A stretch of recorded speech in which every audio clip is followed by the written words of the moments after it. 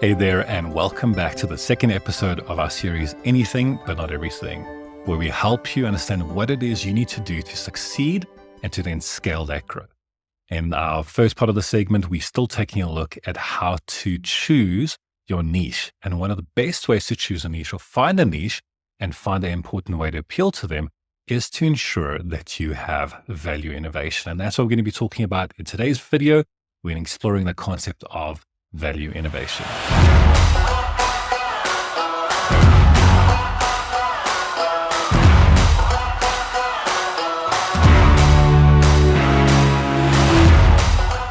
If you can create some powerful value innovation within your company, within your product line, you're going to set yourself up for a much more likely chance of success. And the reason for that is very well explained in the book Blue Ocean Strategy, written by Chan and Renee. And in the book, they explain that when you're trying to find a market to serve, a lot of people want to go where there is a lot of traction, there's a lot of things happening, there's a large market that is available.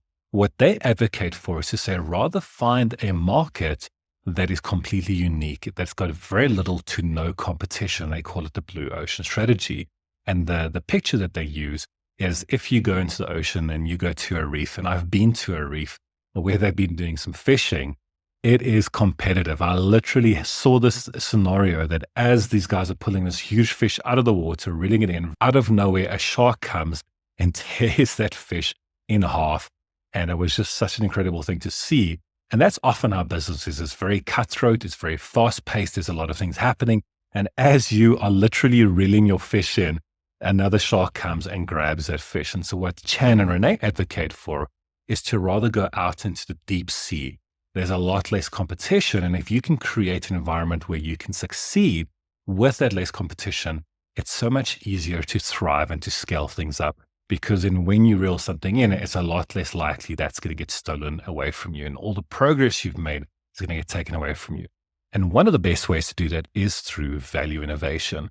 And so value innovation is a really simple concept. It's to say, how can we be good value for money? So how can we have an affordable price tag with great quality? One of my favorite examples of value innovation is Southwest Airlines.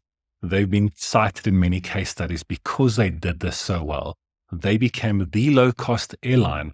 And the way they did this wasn't by being cheap. There's a big difference between value innovation and being the cheapest. If you make being the cheapest your points of difference, you're never going to really succeed as a business. It's always going to be a race to bottom, because if you make that your differentiator, someone can easily take that away from it by becoming the cheapest. And so Southwest have done this successfully by becoming the low-cost airlines.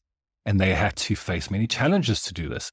And they made many intentional decisions to do this. So one of the things that they do is they decide on something called a SMAC recipe, where they said, these are our 10 things that we're going to follow that are specific, measurable, and we're going to follow it consistently to make sure that we stay the low-cost airlines. And they made many sacrifices or trade-offs, things like they didn't do first class, they don't do in-flight meals.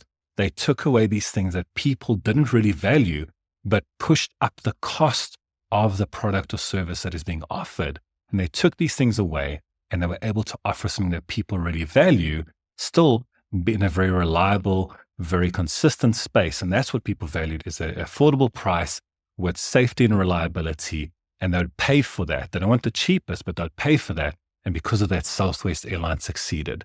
A really good example of this as well is IKEA.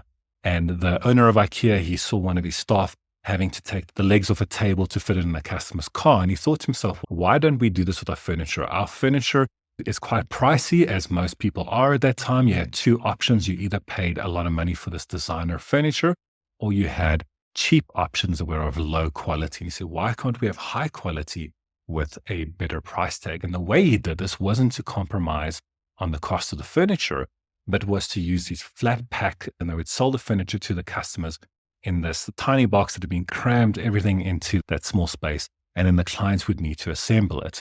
Just because this was a great idea doesn't mean that people adopted it straight away. And that's important with value innovation, is you need to give it time as well. What happened was they actually had to open up a few retail locations to demonstrate to clients that actually our furniture looks like this. It's of great quality.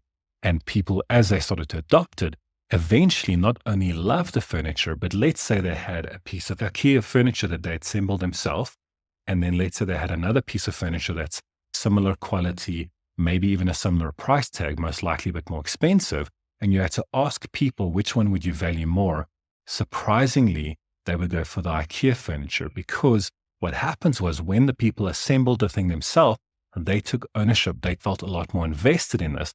And so not only did they innovate around value, they actually created something called today the IKEA effect, which is that people value things more that they have built on or worked on themselves with their hands. And so it became a powerful point of difference where people love the IKEA furniture a lot more than just because it was more affordable. And so 3 practical tips to apply this in your products or your services, whether you're starting a business or you want to launch a new product line, or you already have existing products and services, but you're not finding that product market fit, is to look at value innovation. How can you offer 70 or 80% of the things that are important, but at a much reduced price tag at 50 or 40 or even 30% of the price? How can you do that? And there's many things you'll need to then take a look at to do that, some trade-offs you'll need to make around that. And so finding out what it is that people value and the things that you don't want to take away is very important. The second thing to consider is to understand what it is that you can do to reduce costs. And there's many different trade-offs that you can make, many assumptions. You might say, hey, this is how things are done. And this is why industry leaders often get disrupted, because they have this thinking of this is how things have always been done. Instead of thinking, how can we approach this completely differently? People have been able to drastically reduce costs because they found out what is the most important, what is a valuable thing, and then to push the rest aside, not just to say, hey, everyone else does this, we should do this as well, but to say, how can we then take this thing, reduce costs around these things that are not that essential, and then offer it to our clients.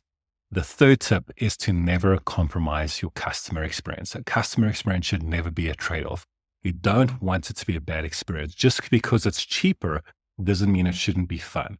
In fact, there's a chance that it will be a lot more fun because your customers come to the table with lower expectations because they paid less, and you have this beautiful opportunity to delight them. Make sure that you make it fun and exciting and memorable. So thanks for taking the time to watch this video. If it was helpful, please share it with someone. And as always, subscribe.